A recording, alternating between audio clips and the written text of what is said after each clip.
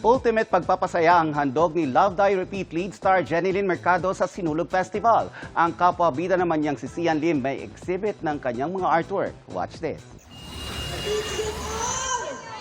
Sa gitna ng pagdiriwang ng mga Cebuano ng Sinulog Festival, nakisaya si Love Die Repeat lead star Jeneline Mercado sa Cebu City.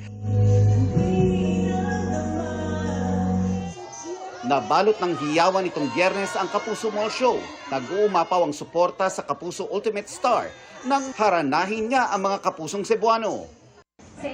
Maayong hapon sa inyong lahat.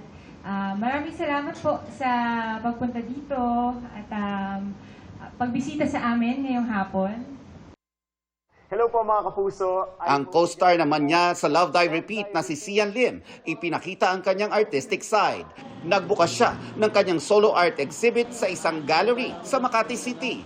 Yan ang kanyang 8-piece abstract impressionist paintings na Daffodils and Dandelions. Featured dito ang animals at flowers, pati na rin ang intriguing painting ng isang babaeng lumuluha. Mga kapuso, maging updated sa showbiz happenings anumang oras. Mag-subscribe sa GMA Integrated News sa YouTube. At para sa mga kapuso abroad, bisitahin ang GMA Pinoy TV at www.gmanews.tv.